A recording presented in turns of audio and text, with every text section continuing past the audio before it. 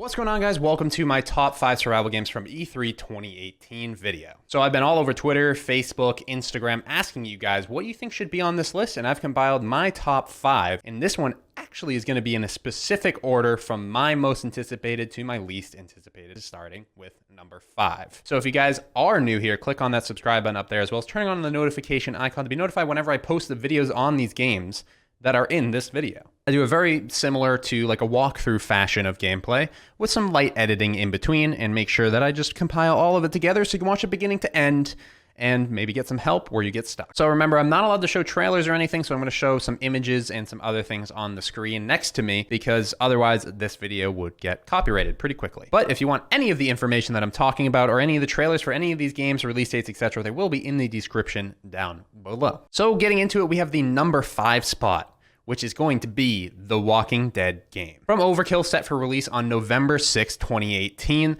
The Walking Dead is a 4-player co-op action FPS where you and your friends fight the dead as well as the living. Set in the Walking Dead universe and created together with Robert Kirkman, you and your group try to survive to the post-apocalyptic Washington, D.C.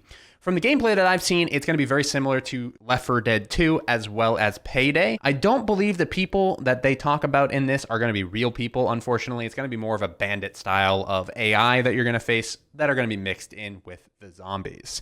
So they're offering a specific type of playstyle so you can play however you want, a deep progression system, modification of weapons, scavenging and crafting, and scalable difficulty. The co-op is up to 4 players, and it seems like it's going to be more of a zombie hack and slash, run around, run some missions, kind of unearth a little bit of a story and play with your 3 other friends, and I'm looking forward to playing it. It's in my number 5 spot because I was a little bit more hyped before E3, and as I saw the gameplay in the trailers, it didn't really live up to what I thought it was going to be. I think the game and the gaming scene really needs like a full in-depth Walking Dead game, and this doesn't seem like it's going to be it. In the number 4 spot, another game that I thought was going to be a little bit better before E3 showed some gameplay footage, which is Days Gone.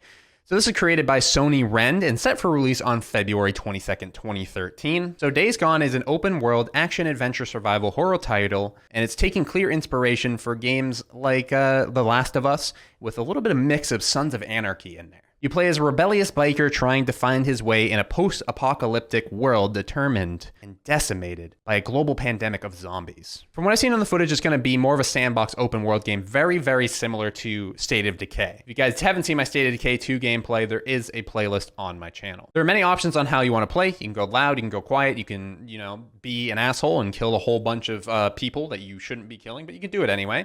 It seems like it's got a lot of freedom to it, but we don't really know until we get our hands on it. It's one of those games that I'm a little set back from, literally physically step back from a little bit, and I look into it more and I'm a little scared, but if they do it right, it's gonna be amazing. Some of the footage and the hordes that you can face and blow up and kill and you have to avoid, it really does look like it could be a great game. But I'm a little hesitant, and that's why it's in the number 4 spot. So in number 3, these are a little interchangeable, 3 and 2, but the only reason why number 3, Vigor, is on the number 3 spot is because it's gonna be on Xbox Game Preview at first. If you guys have ever played an Xbox game that is a survival game or like a, looting, crafting survival game, it's not as easy, obviously, as it would be on PC, but they do plan on a PC release at some point. So Vigor is set to release actually this summer on the Xbox Game Preview, as I said before, and it's produced by the creators of DayZ, Bohemia Interactive. The third-person shooter takes place in an alternate history 1991, where humanity is battling back from a devastating nuclear war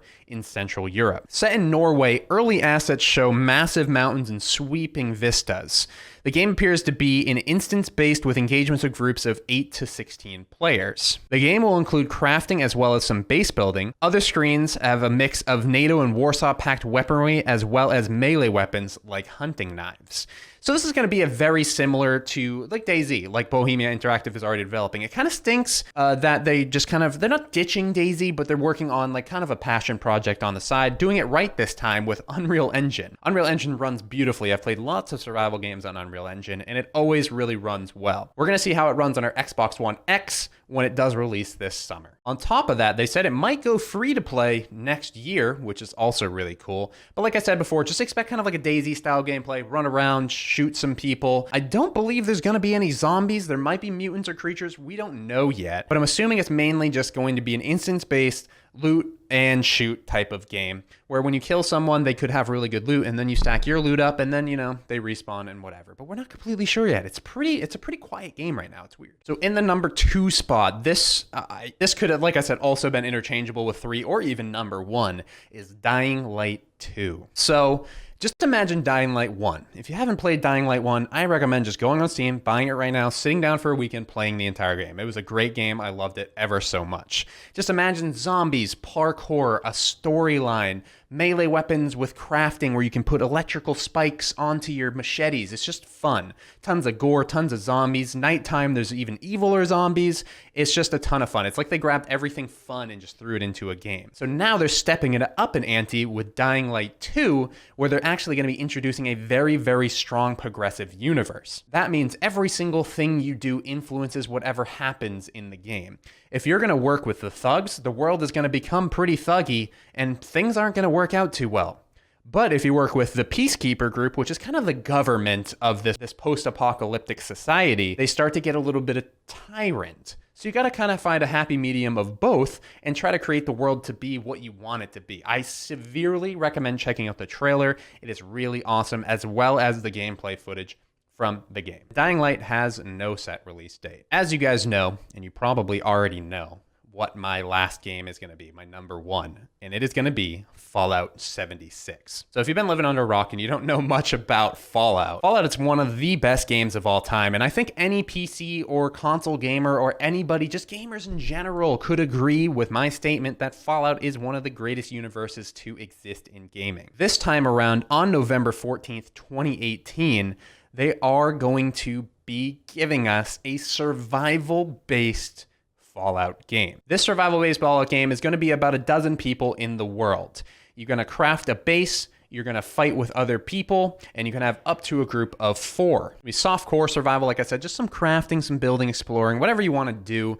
But just giving us the survival element and multiplayer in Fallout is going to be amazing. We're a little confused on a little bit of the pieces of the game, though. You got to be careful because we don't know if they're going to do this right. We still need that Fallout universe. We still need that Fallout story. We need to make sure that it still feels like Fallout, right? And if they do that wrong, we might have some difficulty. But I'm just thinking in my brain, if they do survival and Fallout and just make a baby, I think everything like that I've ever wanted will be congealed into this ball of me playing a game way too freaking much, to the point where I gained 400 pounds. So that's it. I told you I didn't want to go too long for you guys because too long of these videos just kind of drag on a bit. I can't mention it again, but I'm going to. Click on the subscribe button if you're new here. Be sure to turn on the notification icon. Leave a like on the video if you did enjoy it, and make sure to give me a little bit of discussion in the comment section down below. There are a few survival games that I did not include into the list because they were already previously included into my top 7 survival games of 2018 video that you guys can check out and get some opinions over there as well. So I can't stress it enough that all of these games are going to be posted on my channel and then some, and be sure to swing back around for some more videos. Hopefully you guys enjoyed, and we'll see you guys in the next one.